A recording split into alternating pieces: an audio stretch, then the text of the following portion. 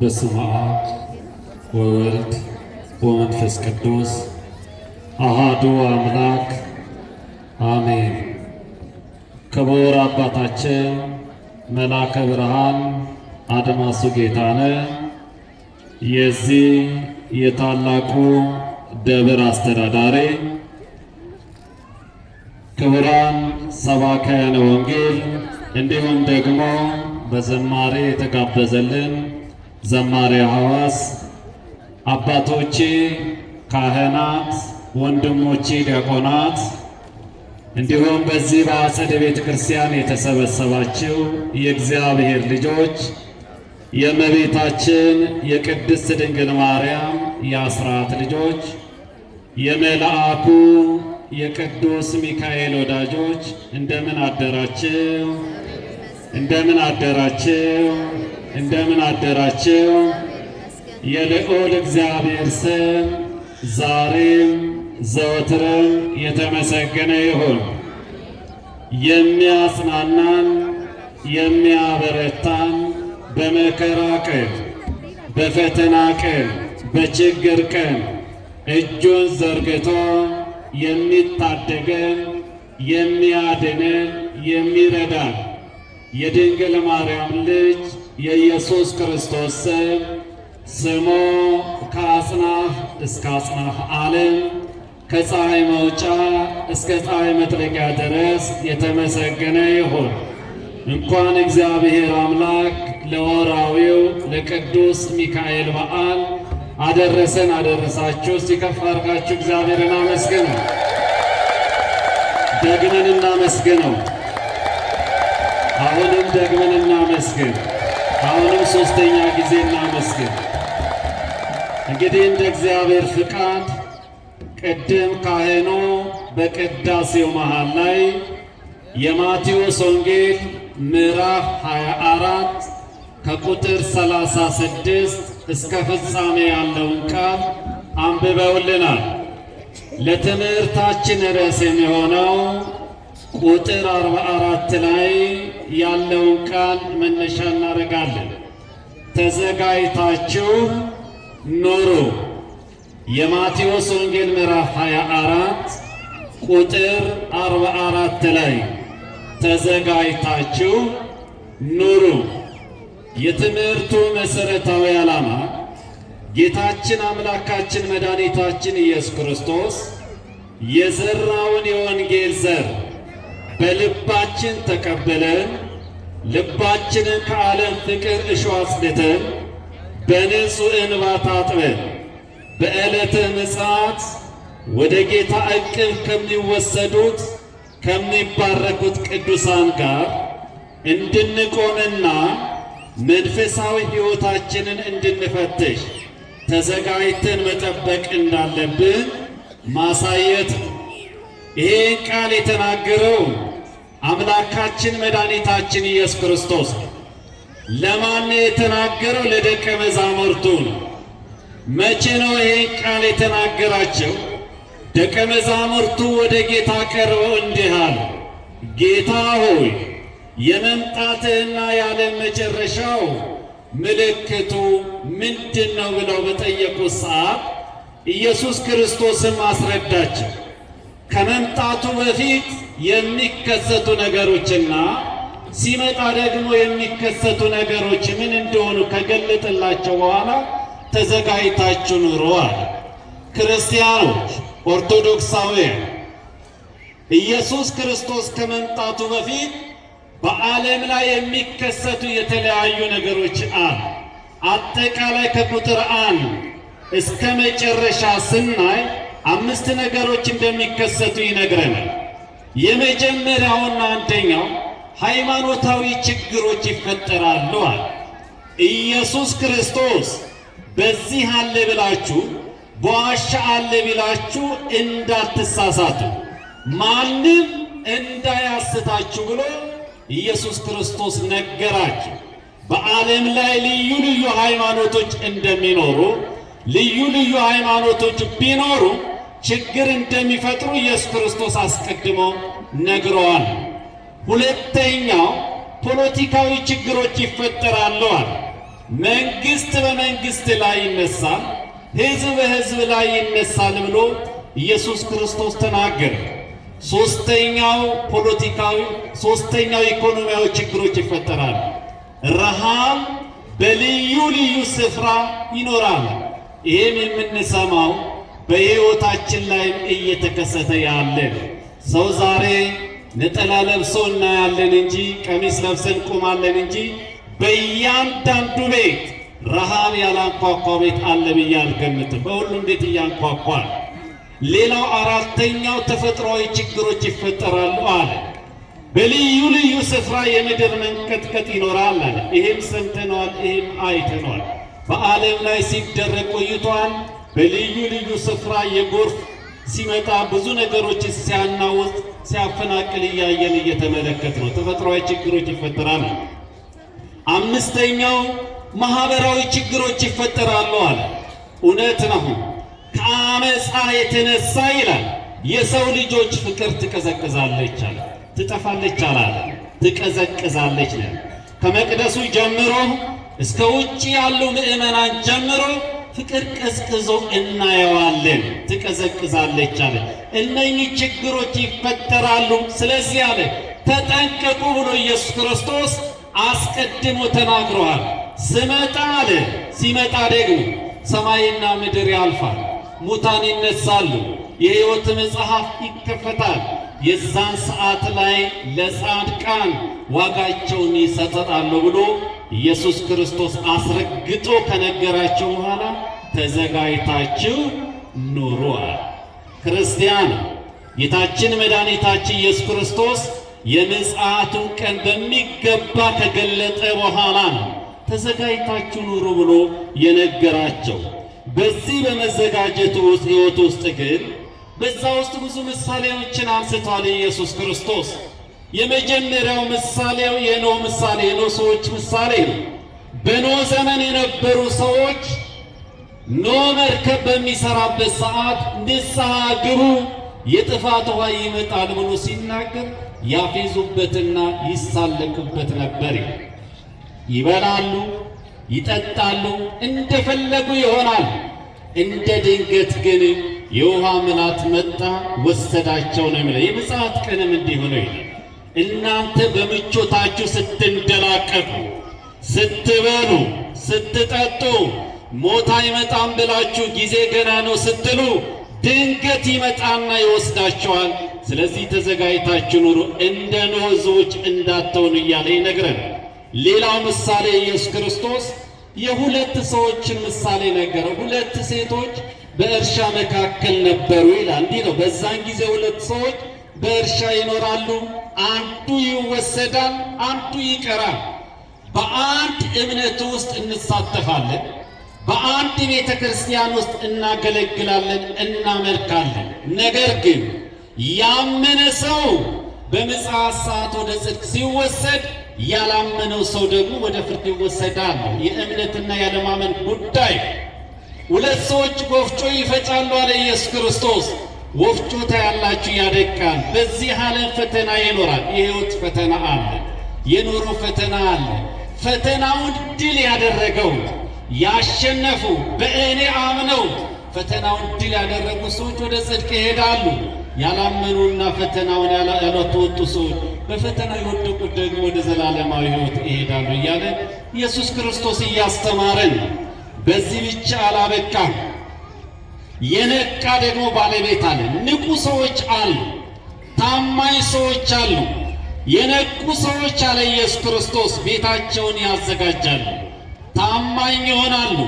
ለነሱ ደግሞ የታማኝነት ዋጋ እሰጣቸዋለሁ፣ ብፁዓን ብዬ እጠራቸዋለሁ ብሎ ኢየሱስ ክርስቶስ ነግሮናል። ይሄ ምሳሌ ቀጥሎ እንዳለ የክፉ ባሪያ ምሳሌም ኢየሱስ ክርስቶስ አስረዳ።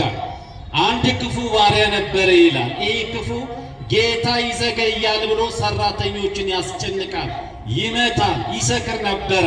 ጌታ በመጣ ሰዓት ግን ሁለት ቦታ ይሰነጥቀዋል። ሁለት ቦታ የተሰነጠቀው ሰው እንዴት መሆን ይችላል? ስለዚህ አለ ተዘጋጅታችሁ ኑሩ ነው የተባለው። ክርስቲያኖች ተዘጋጅተን እንድንኖር እግዚአብሔር አምላክ ይርዳል። ለምንድን ነው ኢየሱስ ክርስቶስ ተዘጋጅታችሁ ኑሩ ያለ? ለምን ተዘጋጅታችሁ ኑሩ ያለ ምክንያት ስላለው ሁለት ምክንያቶችን ያስቀምጥልናል። የመጀመሪያውና አንደኛው የክርስቶስ መምጫ መቼ እንደሆነ ስለማናውቅ ተዘጋጅታችሁ ኑሩ። መምጫዬ አታውቁምና ስለዚህ ተዘጋጅታችሁ ኑሩ አለ። የማቴዎስ ወንጌል ምዕራፍ 24 ቁጥር 42 ላይ ጌታችሁ በምን ሰዓት እንደሚመጣ አታውቁምና ንቁ አለ።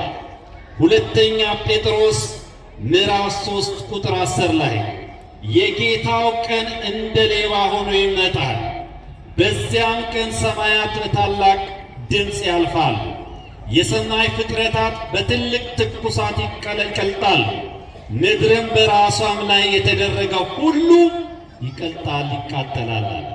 እንደ ሌባ ነው የምመጣው። ስለዚህ አለ ተዘጋጅታችሁ ኑሩ። የምጽአቱን የመምጫውን ቀን ኢየሱስ ክርስቶስ እየነገረ ነው።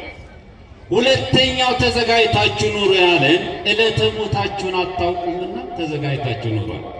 ዕለተ ሞቱን የሚያውቅ ማንም ክርስቲያን ዕለተ ሞታችሁን አታውቁም። ስለዚህ አለ ተዘጋጅታችሁ ኑሩ ያለን ራእየ ዮሐንስ ምዕራፍ 3 ቁጥር 3 ላይ እንግዲህ እንዴት እንደተቀበልክና እንደሰማህ አስብ፣ ጠብቀው፣ ንስሐ ግባ። እንግዲያውስ ባትነቃ እንደ ሌባ እመጣብሃለሁ፣ በማናቸውንም ሰዓት እንድመጣብህ ከቶ አታውቁምና። በማንኛውም ሰዓት እመጣብሃለሁ። ስለዚህ ተዘጋጅታችሁ ኑር። እንዴት እንዘጋጅ ብሎ ኢየሱስ ክርስቶስ ነግሮናል። ለምን እንደምንዘጋጅም እየነገረን ክርስቲያኖች የክርስቶስ ምጽአት ስለማናውቅ ተዘጋጅቶ መጠበቅ፣ ዕለተ ሞታችንን ስለማናውቅ ተዘጋጅተን መጠበቅ ያስፈልገናል። እንዴት እንዘጋጅ ነው? ለምን መዘጋጀት እንዳለብን እየነገረን። እንዴት ነው መዘጋጀት ያለብን? የመጀመሪያውና አንደኛው በኢየሱስ ክርስቶስ በማመን እሱን ማመን መዘጋጀት። ይሄ መጀመሪያ እርሱን ማመን። ኤፌሶን 6 ቁጥር 14 ላይ እንግዲህ ወገባችሁን በእውነት ታጥቃችሁ የጽድቅንም ጥሩር ለብሳችሁ በሰላም ወንጌል በመዘጋጀት እግራችሁን ተጫምታችሁ ቁሙ ነው ያለ። ወንጌል ሰምታችሁ በወንጌል እመኑ። ወንጌል ክርስቶስ ስለሆነ ማለት ወንጌል ትሰማላችሁ፣ በእርሱ ታምናላችሁ። በእሱ የሚያምን ደግሞ ራሱ ባለቤቱ ኢየሱስ ክርስቶስ እንዲህ አለ። ዮሐንስ ወንጌል ምዕራፍ 3 ቁጥር 36 ላይ በልጁ የሚያምን የዘላለም ሕይወት አለ፣ በልጁ የማያምን ግን የእግዚአብሔር ቁጣ በእርሱ ላይ ይኖራል እንጂ ሕይወት አያይም ተብሎ ነው የተጻፈው። የመጀመሪያው በኢየሱስ ክርስቶስ አምኖ ተዘጋጅቶ መጠበቅ፣ በእርሱ ካመንን ሁለተኛው ንስሐ በመግባት መዘጋጀት። ንስሐ ግቡ እያለ የወንጌል ማጠቃላይ ይሄ ሁሉ ወንጌል የሚሰበከው ለሰዓታት ወንጌል፣ ለዓመታት፣ ለወራት ወንጌል የሚሰበከው ንስሐ እንድንገባ ንስሐ ግቡ እያለን እየነገረን የሐዋርያው ሥራ ምዕራፍ 3 ቁጥር 19 ላይ እንዲህ ይላል፣ እንግዲህ ከጌታ ፊት የመጽናናት ዘመን እንድትመጣላችሁ አስቀድሞ ለእናንተ የመረጠውን ኢየሱስ ክርስቶስ እንዲልክላችሁ ኃጢአታችሁ ይደመሰስ ዘንድ ንስሐ ግቡ ተመለሷል። ንስሐ ግቡ ነው። መንግሥተ ሰማያት ቀርባለችና ንስሐ ግቡ እየተባለ ነው። ዋናው ንስሐ መግባት ነው ለሰው ልጅ የሚያስፈልገው። እንግዲህ ለንስሐ የሚገባ ፍሬ አፍሩ ተብሎ ተጽፏልና ክርስቲያኖች ኦርቶዶክሳውያን ንስሐ እንድንገባ መጽሐፍ ቅዱስ ደጋግሞ ይነግረናል። ስለዚህ ንስሐ እንድንገባ እግዚአብሔር አምላክ ይርዳል። የመጀመሪያው በኢየሱስ ክርስቶስ ማመን ነው። ሁለተኛው ንስሐ መግባት ነው። ሦስተኛው ቅዱስ ሥጋውና ክቡር ደሙ በመቀበል መዘጋጀት ነው። ዮሐንስ ወንጌል ምዕራፍ 6 ቁጥር 54 ላይ ሥጋዬን የሚበላ ደሜን የሚጠጣ የዘላለም ሕይወት አለው፣ እኔ በመጨረሻ ቀን አስነሳዋለሁ። ሥጋዬን የሚበላ ደሜን የሚጠጣ በእኔ ይኖራል፣ እኔም በእርሱ እኖራለሁ። ሥጋውና ደሙ ስንቀበል እርሱ ከእኛ ጋር ይኖራል፣ እኛ ከእርሱ ጋር እንኖራለን። ቅዱስ ሥጋውና ክቡር ደሙ ስንቀበል ለዘላለም እንኖራለን ከእሱ ጋር፣ ቤታችን ዘላለማዊ ይሆን።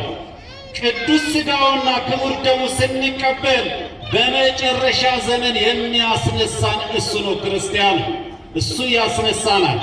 ቅዱስ ሥጋውና ክቡር ደሙ ስንቀበል ከቶ አንራብም፣ ከቶ አንጠማም ብሎ ተናግሮናል። ቅዱስ ሥጋውና ክቡር ደሙ ስንቀበል የዘላለም ሕይወት እናገኛለን። ለምን ከሥጋው ደሙ ትሸሻላችሁ? ለምን ትፈራላችሁ? ለሕፃናት ብቻ ለምን እንተዋለን?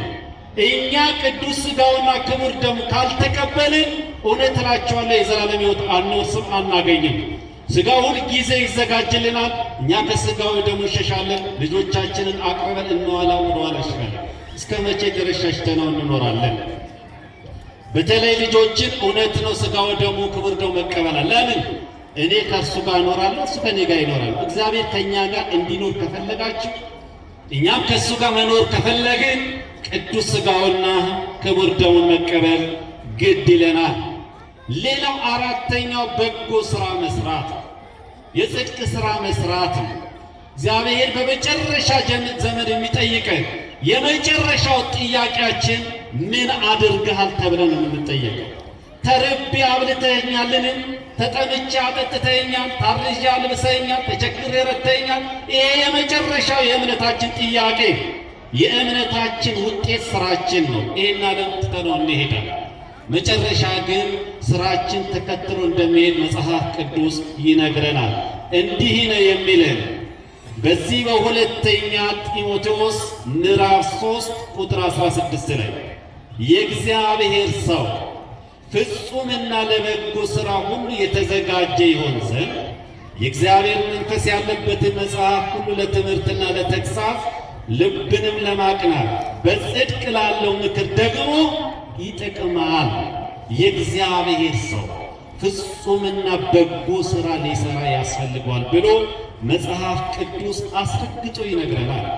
ቅዱስ ጳውሎስ ፊልጵስዩስ 1 ቁጥር 9 ላይ እንዲህ አለ፣ ለእግዚአብሔር ክብርና ምስጋና ከኢየሱስ ክርስቶስ የሚገኘውን የጽድቅ ፍሬ ሞልቶባችሁ ለክርስቶስ ቀን ተዘጋጅታችሁ ቅኖችና አለነውር እንድትሆኑ የሚሻለውን ነገር ፈትናችሁ ተወዱ ዘንድ ፍቅራችሁ በእውቀትና በማስተዋል ሁሉ ከፊት ይልቅ እያደገ እንዲበዛ ይህን እጸልያለሁ አለ ቅዱስ ጳውሎስ። ይህን የሚነግር የጽድቅ ሥራ ስሩ፣ በጎ ሥራ ሰርታችሁ ተዘጋጁ ነው። በጎ የሚያደርጉ ከእግዚአብሔር ናቸው፣ በጎ የማያደርጉት ከእግዚአብሔር አይደሉም ተብሎ ተጽፏል። ሦስተኛ ዮሐንስ መልእክት ምዕራፍ 1 ነው ያለው ቁጥር 12 ላይ በጎ የሚያደርግ ከእግዚአብሔር፣ ክፉ የሚያደርግ ግን እግዚአብሔርን አላየውም ማለት። በጎ ሥራ እንድንሠራ እግዚአብሔር አምላካችን ይርዳን። ክርስቲያን እጃችን ታጠፈ፣ ነገሮችን እንዳንሠራ ተገለባበጠብን። ነገር ግን ለእግዚአብሔር የሚገባውን ለእግዚአብሔር የምንሰጥ እግዚአብሔር ሁልጊዜ ከእኛ ጋር ይሆናል። እንዴት እንዘጋጅ? መልስ ለመስጠት ተዘጋጁ። መልስ ለመስጠት በመጨረሻ ዘመን በክርስቶስ ፊት ስንቆም ለምንጠይቀው ጥያቄ መልስ ለመስጠት መዘጋጀት ያስፈልገናል። እንዲህ ነው የሚለው አንደኛ ጴጥሮስ ምዕራፍ 3 ቁጥር 15 ላይ ዳሩ ግን ጌታ ራሱ ክርስቶስ በልባችሁ ቀድሱ፣ በእናንተ ዘንድ ስላለ ተስፋ ምክንያት ለሚጠይቋችሁ ሁሉ መልስ ለመስጠት ዘወትር የተዘጋጃችሁ ሁኑ፣ ነገር ግን በየዋህነትና በፍርሃት ይሁን። ለሚጠይቋችሁ በየዋህነትና በፍርሃት መልስ። ሰዎች ይጠይቋችኋል፣ ይሄንንም ሥራ እንዴት አገኘኸው? እግዚአብሔርን ለምኜ። ይሄንን ሀብት እንዴት አገኘኸው? ለእግዚአብሔር የሚገባውን ሰጥቼ የተራበኑ እያበላሁ የተጠማ እያጠጣሁ እግዚአብሔር ባረከኝ፣ ቀደሰኝ፣ ይሄው ለዚህ ደረስኩኝ። ትክክለኛው መልስ በየዋህነትና በፍርሃት መልሱ። በኋላ ደግሞ ለምትጠየቁት ጥያቄ መልስ ለመስጠት አሁኑኑ መዘጋጀት ያስፈልጋል። እንዴት እንዘጋጅ? በማድረግ ነው። ሌላው ስድስተኛ የመጨረሻው በጸሎት በመጸለይ መዘጋጀት መጸለይ ነው። ወደ ፈተና እንዳትገቡ ምን ብላችሁ ጸልዩ? ተዘጋጅታችሁ ጸልዩ። ወደ ፈተና እንዳንገባ እንዴ ነው። ወደ ፈተና እንዳትገቡ ትጉና ጸልዩ። መንፈስ ተዘጋጅቶላችኋል፣ ሥጋ ግን ደካማ ነው አለ ማቴዎስ 26 ቁጥር 41 ላይ። ምሳሌ 16 ቁጥር 1 የልብ መዘጋጀት ከሰው ነው፣ የምላስ መልስ ግን ከእግዚአብሔር ነው አለ። በጸሎት ተዘጋጅታችሁ ጠብቁኛል። ክርስቲያን ኦርቶዶክሳውያን ጸሎት ከብዙ ነገር ያስመልጣል። ጸሎት ከብዙ ነገር ይጋረዳል። መከራ ሲመጣ፣ ፈተና ሲመጣ፣ ችግር ሲመጣ፣ መላ ሕይወታችን ሲናጋብን እግዚአብሔር ቤት መጥተን በርከክ ብለን እሱን እንጠይቀው። የዛን ሰዓት እግዚአብሔር ይረዳናል። መቼ እንዘጋጅ? መቼ ነው መዘጋጀት ያለው? አሁን እንዘጋጅ። አሁኑ መጽሐፍ እያለ ያለው አሁኑኑ ተዘጋጅታችሁ ጠብቁኝ እያለ ሁለተኛ ቆሮንቶስ ምዕራፍ 6 ቁጥር 2 ላይ በተወደደ ሰዓት ሰማሁ፣ በመዳን ቀን ረዳሁ ይለናል። እነሆ የተወደደ ሰዓት አሁን፣ እነሆ የመዳን ቀን አሁን ነው። አሁኑኑ ተዘጋጅታችሁ ኑሯል። ተዘጋጅታችሁ ጠብቁኝ እያለ ለምን? ሞት ስለማይቀር መዝሙረ ዳዊት መዝሙር 6 ቁጥር 5 ላይ በሞት የሚያስብህ የለምና በሲኦል የሚያመሰግን ማን ነው? በሞት የሚያስብ ማን ነው? አንድ ሰው ከሞተ በኋላ እንዴት እግዚአብሔር ያስብ? በሲኦል እያለስ እንዴት ማመስገን ይቻላል? ቃጠሎ ውስጥ እያለ እኮ መከራ ማሰብ። በሞት የሚያስብ የለም፣ በሲኦል የሚያመሰግን የለም አለ። መክብብ 12 ቁጥር 2 ላይ አፈርን ወደ ነበረበት ምድርን ሳይመለስ ነፍስ ወደ ሰጠ ወደ እግዚአብሔር ሳይመለስ ፈጣሪን ያስባል። አፈር ወደ ነበረበት ይመለሳል፣ ነፍስም ወደ መጣችበት ወደ እግዚአብሔር ይመለስ። ስለዚህ ምን አለ? ፈጣሪን አስብ ነው ያለ። ክርስቲያኖች እግዚአብሔርን እናስብ። ነቢዩ እንደዚህ አለ። ሁለተኛ ሳሙኤል ምዕራፍ 14 ቁጥር 14 ላይ ሁላችንም እንሞታለን፣ በምድር ላይ እንደፈሰሰና እንደማይመለስ ውሃ፣ እግዚአብሔርም የነፍስን ጥፋት አይወድም፣ ነገር ግን የተጣላ ሰው ፈጽሞ እንዳይጠፋ በምክሩ ያስባልና። እንድንጠፋ አይፈልግም እግዚአብሔር። ወደ ጥፋትም እንሄደኛ ነን። ስለዚህ ክርስቲያኑ ወደ ውሃ እንደፈሰሰ ይፈሳል። የሰው ልጅ መሞቱ አይቀርም፣ ሞት ይመጣልና። ስለዚህ እግዚአብሔርን እናስበው። መጨረሻ ታዲያ እንዲህ ተዘጋጅተን ከጠበቅ ነው እግዚአብሔር ምንድን ነው ለእኛ የሚሰጠን? ምን ያወርሰናል? ድካማችን ምንድን ነው? ልፋታችን ምንድን ነው? ሁለት ነገር ተናግሬ ትምህርቴን እጠቀልላለሁ። ምን እናገኛለን? የምናገኘው አንደኛው መንግሥተ ሰማያትን እንወርሳለን። ለዚህ ነው የምንጠቀመው። መንግሥተ ሰማያትን እንወርሳለን። በዚህ በአንደኛ ቆሮንቶስ ምዕራፍ 2 ቁጥር 9 ላይ ነገር ግን ዓይን ያላየችው ጆሮም ያልሰማው በሰው ልብ ያልታሰበው እግዚአብሔር ለሚወዱት ያዘጋጀው ተብሎ እንደጻፈ እንዲሁ ይናገራል። ዓይን ያላየው ጆሮ ያልሰማው ልብ ያላሰበው ለእኛ ማን አዘጋጅቷል? እግዚአብሔር አዘጋጅቶሃል። ወደ ዘላለማዊ መንግሥት ሂድ። ዓለም ከተፈጠረ ጀምሮ ወደ ተዘጋጀው ተርቤ አብልተኸኛል፣ ተጠምቼ አጠጥተኸኛል፣ ታርዤ አልብሰኸኛል፣ ተቸግሬ ረድተኸኛል፣ ታምሜ ጠይቀኸኛል። ስለዚህ አለ ወደ ዘላለማዊ ሕይወት ግባ። ዘላለማዊ መንግሥትን ይሰጠናል። የመጀመሪያው መንግሥቱን ብቻ አይደለም፣ ለጽድቅ የተጋደሉትን ደግሞ ሁለተኛው የጽድቅ አክሊል ይሰጠናል። ቅዱስ ጳውሎስ ሁለተኛ ጢሞቴዎስ ምዕራፍ 4 ቁጥር 7 እንዲህ አለ፣ መልካሙን ገድል ተጋድያለሁ፣ ሩጫውን ጨርሻለሁ፣ ሃይማኖትን ጠብቄያለሁ። መልካሙን ገድል ተጋድዬ የተጋደልኩት ለዝና አይደለም፣ የሮጥኩት ለገንዘብ አይደለም፣ የሮጥኩት ሰውና ሰውን ለማጣላት አይደለም፣ የሮጥኩት የጽድቅ አክሊል ለመቀበል ነው። መልካሙን ገድል ተጋድያለሁ። ሩጫውን ነው ሩጫዬን አላለኝ፣ ሩጫውን ጨርሻለሁ። ሃይማኖትን ጠብቄያለሁ፣ አልካድኩትም። እግዚአብሔርን አልካድኩትም፣ ጠብቄዋለሁ። ሳልክደው እስከ መጨረሻ ጠብቄዋለሁ። የወደፊት አለ የጽድቅ አክሊል ተዘጋጅቶልኛል። ይህም ጻድቅ ፈራጅ የሆነ ጌታ ያን ቀን ያሳክማል። ደግሞ መገለጡን ለሚወዱት ሁሉ እንጂ ለእኔ ብቻ አይደለም አለ ቅዱስ ጳውሎስ። ክርስቲያኑ ተዘጋጅታችሁ ኑሩ ነው የተባለ።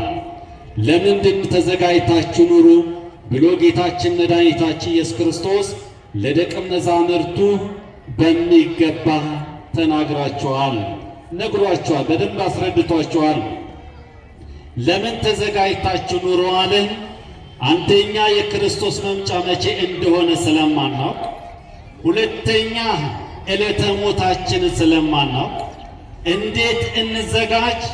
ኢየሱስ ክርስቶስን በማመን ንስሐ በመግባት ቅዱስ ሥጋውና ክቡር ደሙ በመቀበል በጎ ሥራ በመስራት መልስ ለመስጠትና በጸሎት መዘጋጀት ነው። መቼ እንዘጋጅ? አሁን እንዘጋጅ ነው። ምን እናገኛለን? መንግሥተ ሰማያትን እንወርሳለን፣ የጽድቅ አክሊልን እንቀበላለን።